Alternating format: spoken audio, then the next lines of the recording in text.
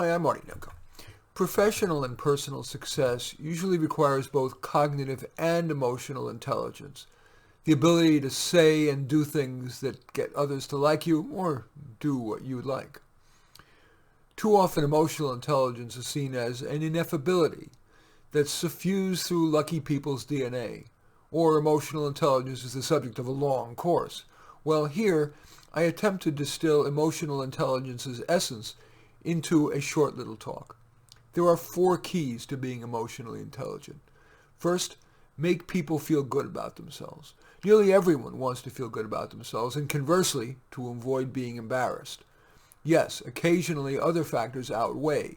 For example, when you feel it's wise to offer advice. That may at least slightly disempower the person, but may yield sufficient benefit to justify giving the advice. But usually, you'll want to say and do things that make the person feel good about themselves. Look for opportunities to solicit their ideas. For example, how do you think we should handle this? And where it's true, say things like, good point, or not in agreement. When you need to tweak someone's assertion, an emotionally unintelligent response would be, it would be better if, and then you would insert your idea for enhancing it. A more emotionally intelligent response would be, good idea. Do you think it would be enhanced further if we X, and then you insert your idea. You see, first praising the person's idea, presenting the enhancement as a question for his or her approval, and using the term we rather than I, ensure that you've made the person feel good about him or herself while getting your point across in a way that's more likely to obtain their assent.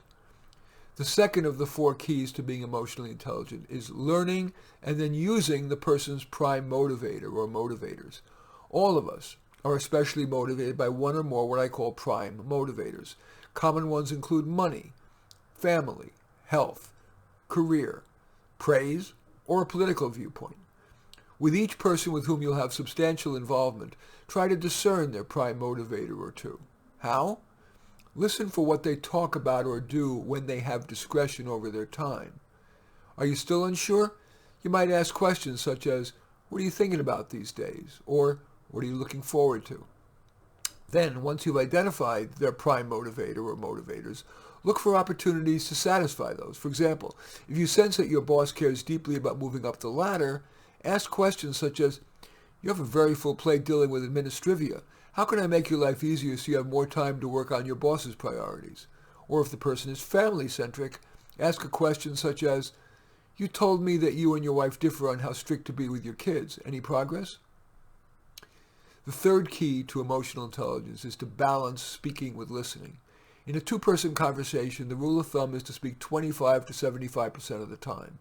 If you speak less than 25% of the time, it can make the other person feel pressured to fill the conversation, which can make them feel less than.